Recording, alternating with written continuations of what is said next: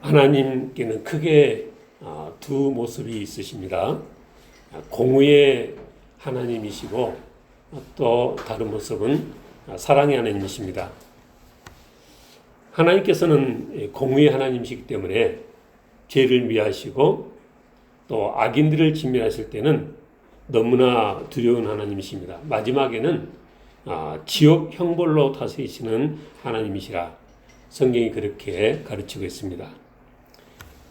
에덴 동산에서 아담과 하와가 선악과 범죄를 저질렀을 때 하나님께서 그들에게 사망으로 벌하셨고 에덴 동산에서 쫓아내셨습니다.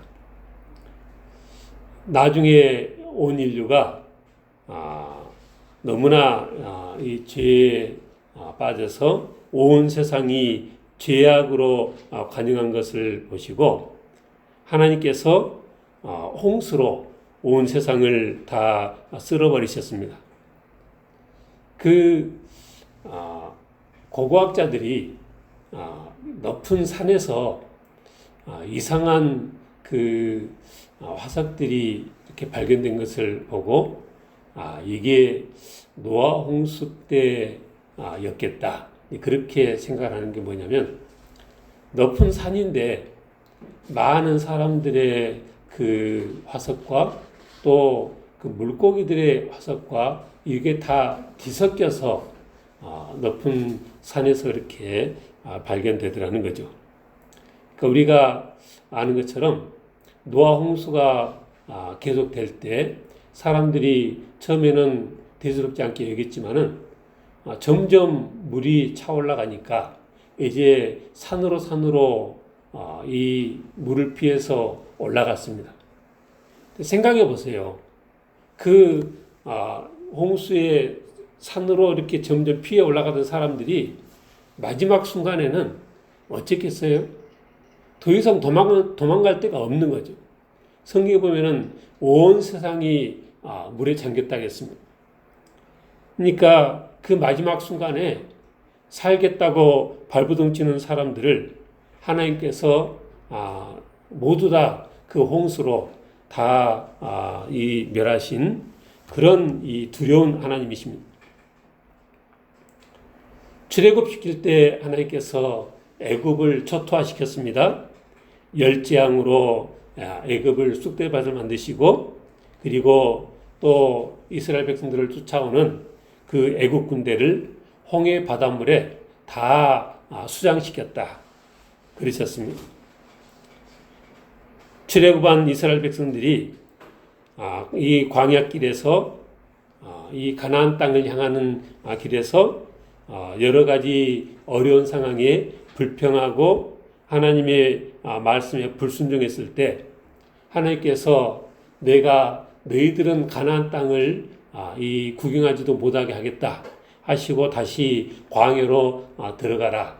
그래서 그때부터 40년을 광야에서 방황하면서 이스라엘 백성들이 하나님 앞에 불신앙이었던 이스라엘 백성들이 다 광야에서 죽기까지 그들을 이 광야에 두신 것입니다.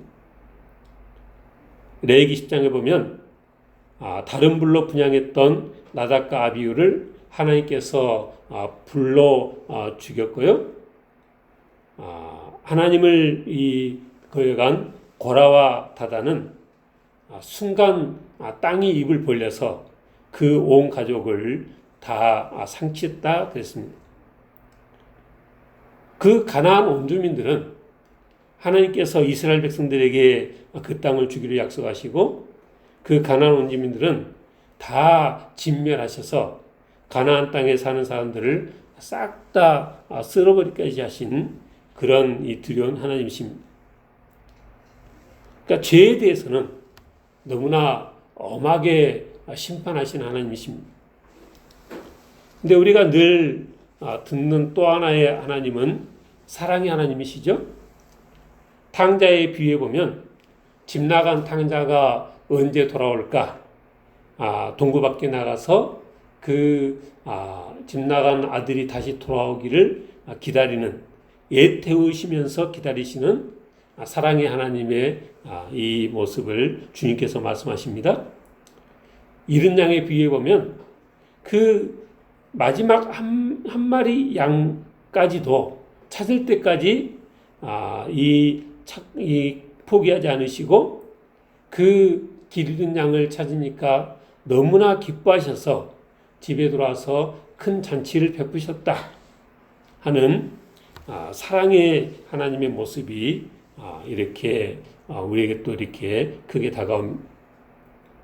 이런 비유의 말씀들은 다들 신약 성경에 와서 이렇게 주어진 말씀이시니까 구약 시대는 그저 엄하신 하나님의 모습이 주로 보이니까 어떤 사람들은 또 뭐라고도 설명을 하냐면 구약은 율법 시대니까 공의의 하나님이시고 신약은 은혜 시대니까 사랑의 하나님이시다. 이렇게 그냥 간단하게 구별을 하는 딱 그렇게 설득력은 없어 보이지만 그렇게 설명해 보겠다고 하는 사람도 있습니다.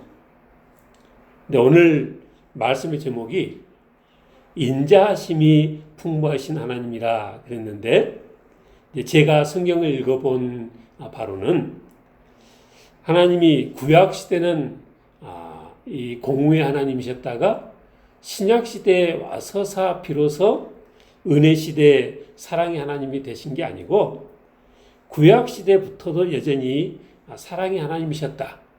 그런 말씀을 오늘 드리려고 하는 것입니다. 구약 시대도 하나님께서 사랑의 하나님이셨다는 것을 우리가 어떻게 알 수 있느냐? 먼저는 구약 성경 곳곳에 하나님께서 직접 당신의 입으로 그렇게 말씀을 자주 하셨습니다. 출애굽기 34장에 보니까 6절에 여호와께서 그의 앞으로 지나시며 선포하시되, 그러니까 하나님께서 직접 하시는 말씀이십니다. 여호와라 여호와라, 자비롭고 은혜롭고 노하기를 더디하고 인자와 진실이 많은 하나님이라.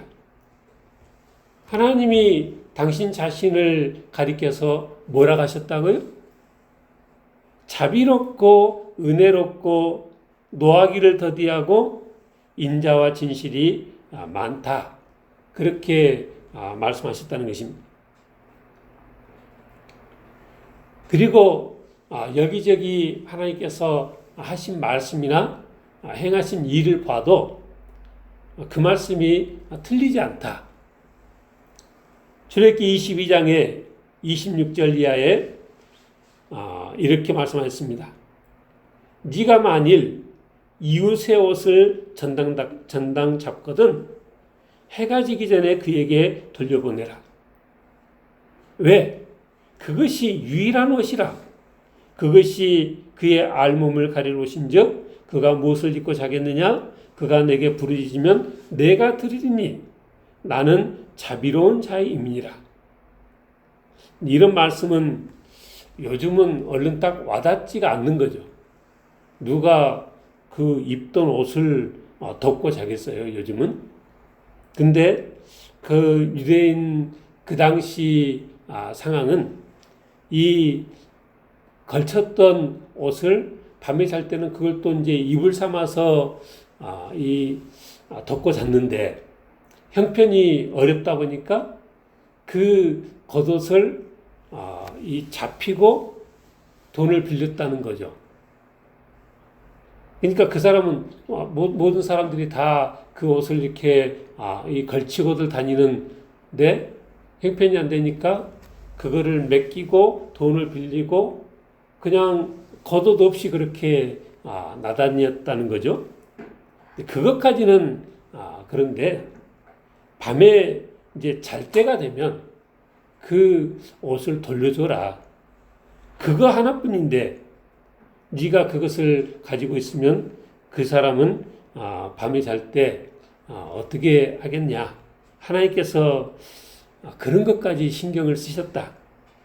그러면서 하시는 말씀이 그가 그래서 내게 호소를 하면 내가 그의 부르짐을 들을 것이다. 왜? 나는 자비로운 자임이니라. 하나님께서 당신 자신을 일컬어서 자비로운 자라 이렇게 말씀했던 것입니다.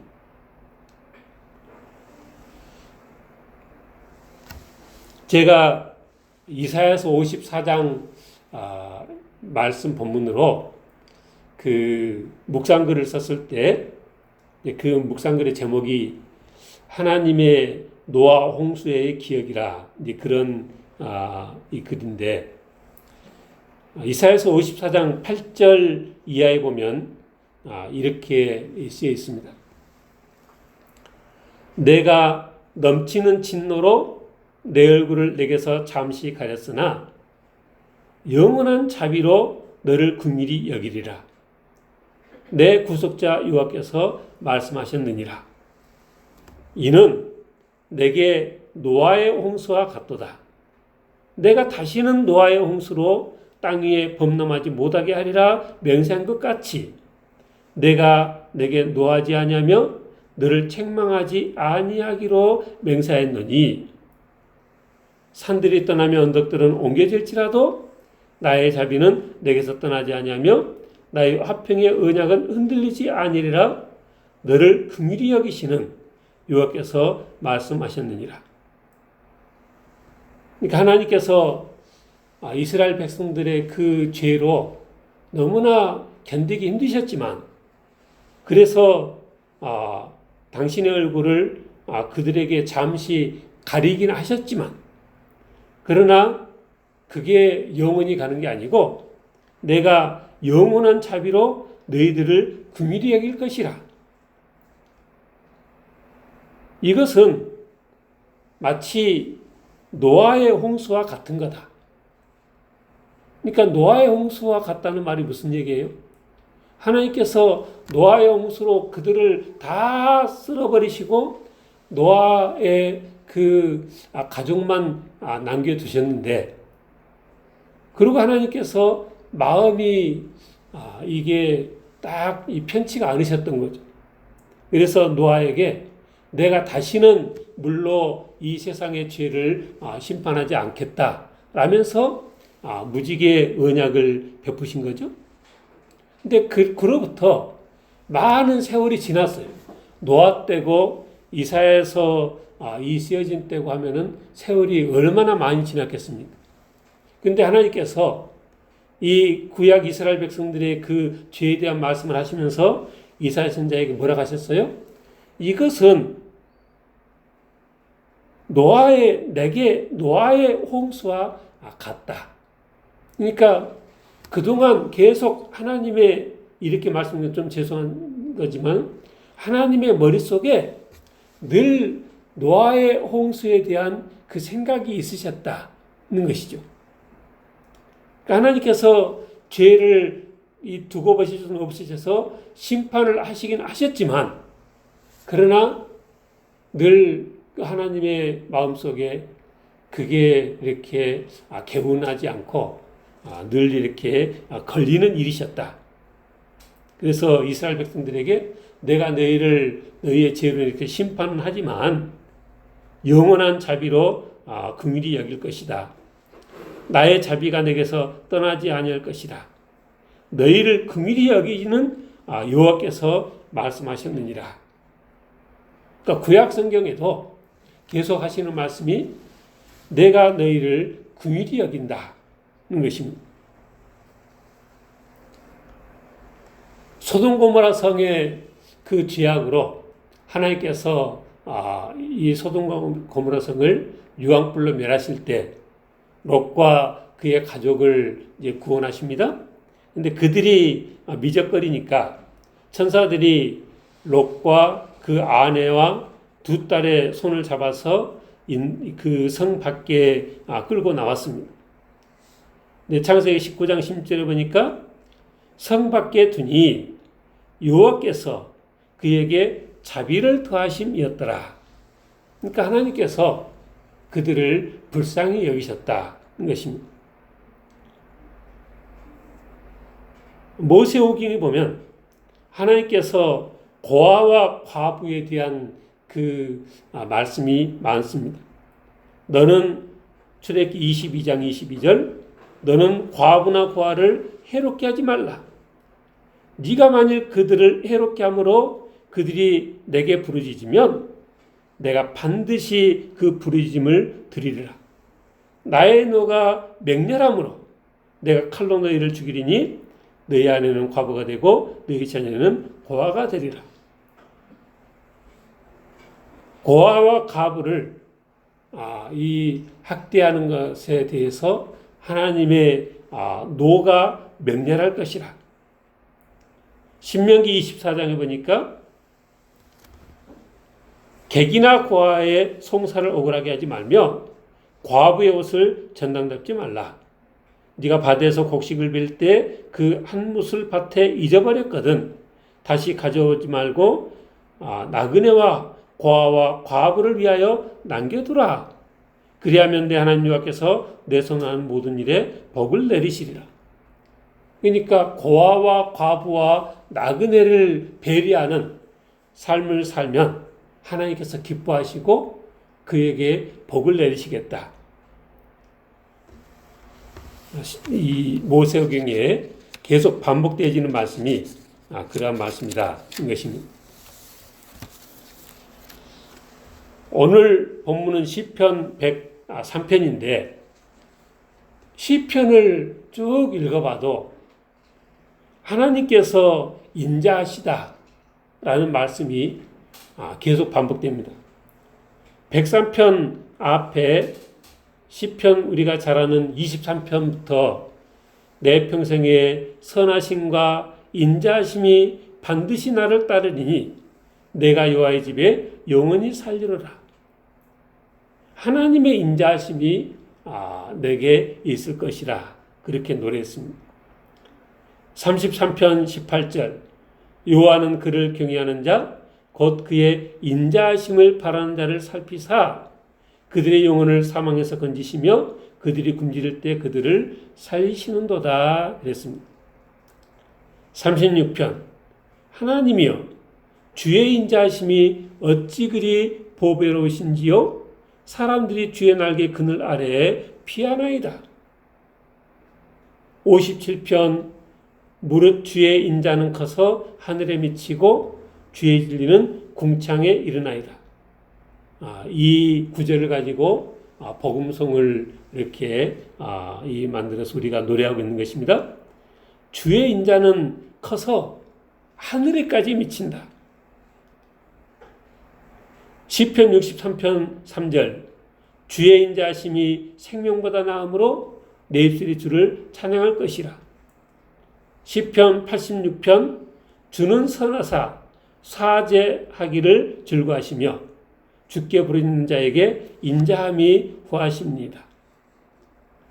오늘 본문에서는 8절에 보니까 여호와는 어떠시다고요? 긍휼이 많으시고 은혜로우시며 노하기를 더디하시고 인자하심이 풍부하시도다. 11절 이는 하늘이 땅에서 높음같이 그를 경외하는 자에게 그의 인자하심이 크심이로다. 17절 여호와의 인자하심은 자기를 경외하는 자에게 영원부터 영원까지 이르며 그의 은은 자손의 자손에게 이르니. 하나님은 긍휼이 많으시고 은혜로우시며 노하기를 더디하시고 인자하심이 풍부하시다. 오늘 본문에 이어지는 106편에도 보니까 할렐루야 여호와께 감사하라 그는 선하시며 그 인자하심이 영원함이로다. 107편에도 여호와께 감사하라 그는 선하시며 그 인자하심이 영원함이로다. 117편에도 우리에게 향하신 여호와 인자하심이 크시고 여호와의 진실하심이 영원함이로다. 할렐루야 그랬습니다. 그리고 118편, 136편을 보면 그 인자하심이 영원함이라는 말씀이 대단히 이 자주 반복됩니다. 시편 118편을 보면 1절, 2절, 3절, 4절 여호와께 감사하라 그는 선하시며 그 인자하심이 영원하미로다. 이제 이스라엘은 말하기를 그의 인자하심이 영원하다 할지로다. 이제 아론의 집은 말하기를 그의 인자하심이 영원하다 할지로다. 이제 여호와를 경외하는 자는 말하기를 그의 인자하심이 영원하다 할지로다. 쭉 내려가서 29절에 여호와께 감사하라 그는 선하시며 그의 인자하심이 영원하미로다. 왜 감사하는 거예요? 하나님께? 하나님의 인자하심이 영원하시다는 것입니다. 시편 136편은 총 26절인데 시편 136편은 26절 전부 다 그 후반부가 그는 선하시며 그 인자하심이 영원하미로다. 그 인자하심이 영원하미로다. 이게 계속 반복되는 시편이 시편 136편입니다. 뭐가 그렇게 하나님께서 인자하시다는 건가? 시편 기자가 말하기를 5절부터 9절까지는 이 아름다운 세상을 만드신 하나님, 이 세상을 우리가 돌아볼 때 하나님은 우리에게 그 많은 인자를 베푸시는 하나님이시다. 지혜로 5절에 지혜로 하늘을 지으시니 땅을 물 위에 펴시니 큰 빛들을 지으시니 해로 낮을 주관하게 하시니 달과 별들로 밤을 주관하게 하시니에게 감사하라. 그러니까 이 세상 모든 것들이 다 하나님의 은혜다.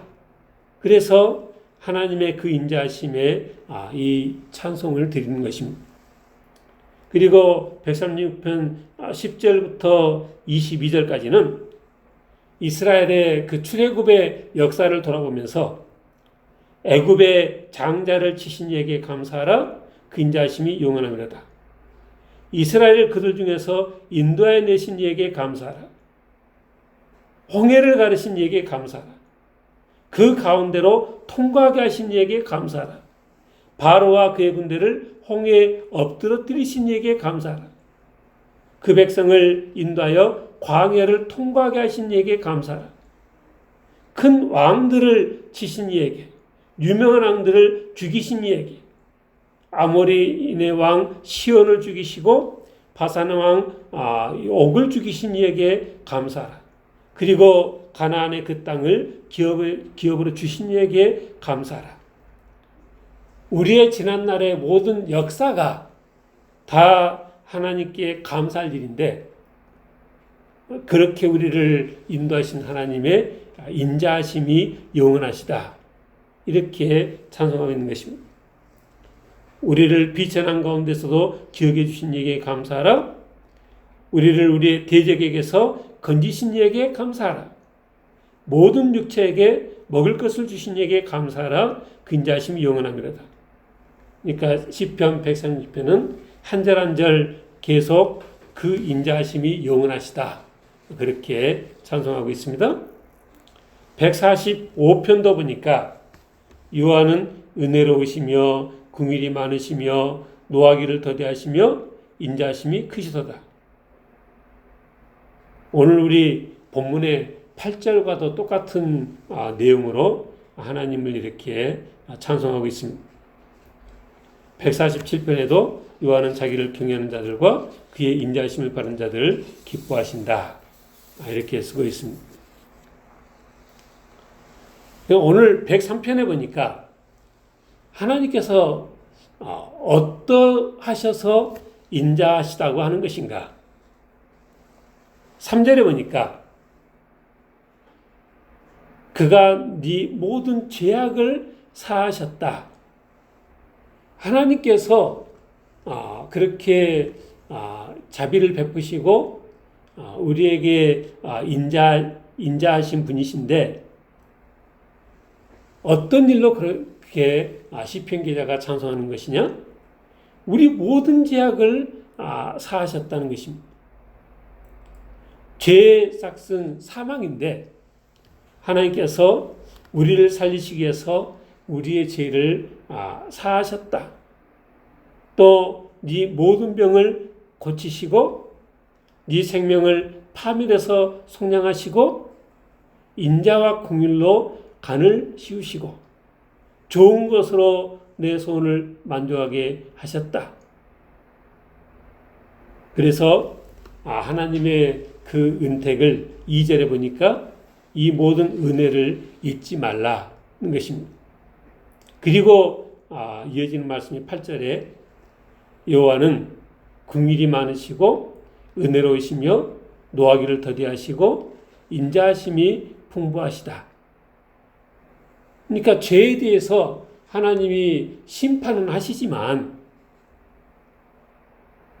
사실을 말하자면 9절에 자주 경책하지는 않으시는 것이다. 무슨 얘기예요? 하나님의 성품상 우리의 그 모습을 돌아볼 때 더 자주 경책하셔야 마땅한데 자주 경책하지는 않으시는 것이다. 노를 영원히 품지도 않으신다. 10절에 우리의 죄를 따라 우리를 처벌하지도 않으시고 우리의 죄악을 따라 우리에게 그대로 갚지도 않으시는 인자하신 하나님이시다. 12절에 동이 서에서 먼 것 같이 우리의 죄가를 우리에게서 멀리 옮기셨으며 아버지가 자식을 긍휼히 여긴 같이 여호와께서는 자기를 경외하는 자를 긍휼히 여기신다. 왜? 14절 그가 우리의 체질을 아시며 우리가 단지 먼지뿐임을 기억하심이로다. 우리가 어떠하다는 것을 잘 아시기 때문에 자식을 긍휼히 여긴 같이 우리를 긍휼히 여기셔서 우리의 모습대로 우리를 자주 경책하지는 않으시고 우리의 죄악을 따라서 그대로 갚지는 않으시는 이 인자를 베푸시는 하나님이시다는 것입니다. 제가 설교를 시작하면서 하나님께는 크게 두 모습이 있으신데 공의의 하나님이시기도 하고 사랑의 하나님이시기도 한데 그렇다면 하나님께서는 이 두 기준 공의와 사랑이 있어서 어느 쪽에 위치하고 계신 정확히 한 중간에 계시는가? 근데 제가 그 이사야서 54장 본문으로 이렇게 묵상글을 쓰면서 그때 드는 생각이 하나님은 그 두 모습이 다 있긴 있지만 공의보다는 사랑으로 많이 치우치신 하나님이시구나. 그렇게 생각이 되어졌다는 것입니다. 우리가 흔히 하는 말이 사람이 저렇게 좋아가지고 뭘 할 수 있겠어? 그러니까 너무나 유한 사람을 가리켜서 이제 그렇게 말들 하는데 하나님께는 어느 정도 그런 면이 있으시다는 것입니다. 요나가 하나님께서 니느웨성에 가서 하나님의 말씀을 전하겠는데 요나가 니느웨성에 가는 걸 싫어하고 정반대 방향으로 다이스로 가는 배를 탔습니다. 네, 왜 그런 것이에요? 요나도 하나님의 이 종이어서 하나님이 어떤 분이신지를 잘 아는데 내가 가서 이 하나님의 말씀을 전했을 때 그들이 혹시라도 뉘우치고 회개하면 하나님께서 또 다 모든 것을 없던 걸로 하고 그들을 용서해 주실까 싶어서 요나가 그냥 정반대 방향으로 다이스로 가는 이 배를 탄 거죠. 우리가 아는 것처럼 하나님이 그 배를 풍랑으로 뒤집으셔서 이 요나가 바다에 내던져지게 됐고 하나님께서 예비한 큰 물고기가 요나를 삼켜서 그 니느웨 성으로 가기 가까운 해변에다가 요나를 토해냈습니다. 요나가 회개하고 이제 니느성에 갔는데 가서 말씀을 전파하고 어떻게 되나 보자 하고 기다리고 있는데 너무나 이 날이 뜨거워서 근데 마침 박농굴이 하나 있어서 그것을 찾아서 거기에 햇볕을 피하고 있는데 그 박농굴이 그냥 하나님께서 말리셔가지고 그늘이 없어진 거예요.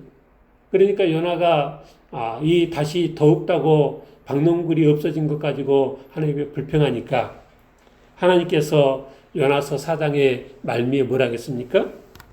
네가 수고도 아니하고 재배도 아니하고 하룻밤에 났다가 하룻밤에 말라버린 이 박농굴을 아꼈거든.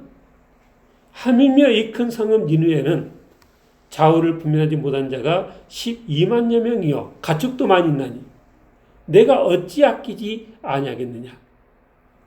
그러니까 우리 하나님은 그 이방 나라 가축들까지도 아끼시는 하나님이시다. 것입니다. 하나님의 이런 인자하심이 누구에게 베풀어지느냐? 11절에 보니까 그를 경외하는 자에게 그의 인자하심이 크시다. 13절에도 아버지가 자식을 긍휼히 여긴 같이 여호와께서는 자기를 경외하는 자를 긍휼히 여기신다. 그랬습니다.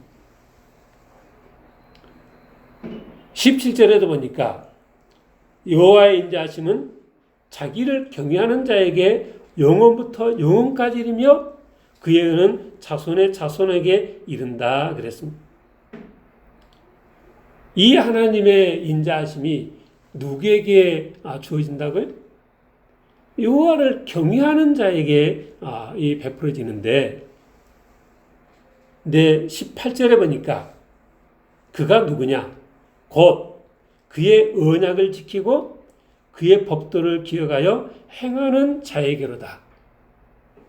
그러니까 여호와를 경외하는 자에게 하나님의 인자하심이 베풀어지는데 여호와를 경외하는 자가 누구냐? 곧 18절 그의 언약을 지키고 그의 법도를 기억하여 행하는 자라 그랬습니다.